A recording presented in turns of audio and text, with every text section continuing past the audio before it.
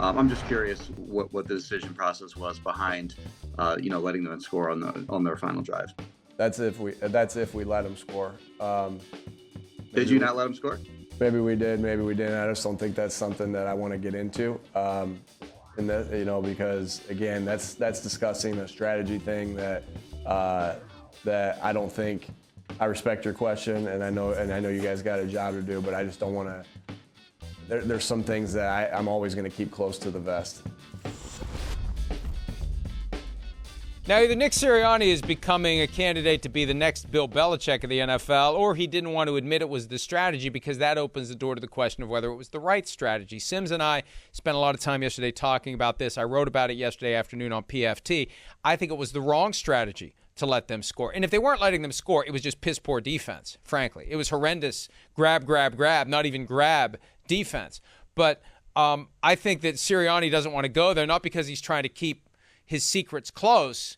He doesn't want to have the next conversation, which is, why did you think that it was better to let them score, go up by 6, and then you have to score a touchdown on a defense you'd only scored a touchdown on twice all day with limited time and 2 timeouts, versus forcing them to kick a field goal, and then you only have to gain 30, 35, 40 yards. You got a minute left. You can do that. 1 pass to A.J. Brown, 1 to Devontae Smith. Before you know it, Jake Elliott's in range to win the game.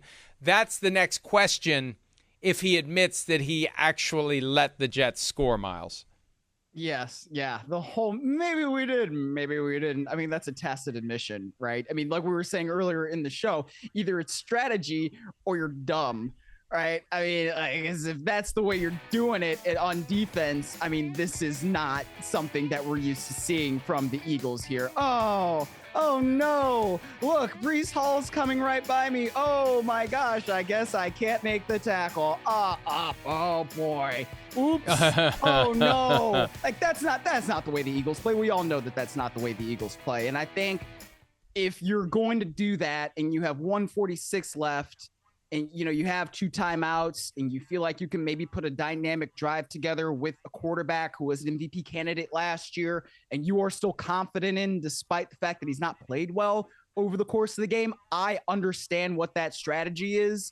But I also understand the other side of it where, look, if you try to force them to kick a field goal and you have a minute left or so, maybe a little bit under a minute because you use your 2 timeouts, that also makes sense as a potential strategy. But there are more than one way. There's more than one way to go about it. I get why Sirianni did what he did, and I also do understand why he didn't necessarily want to explain that.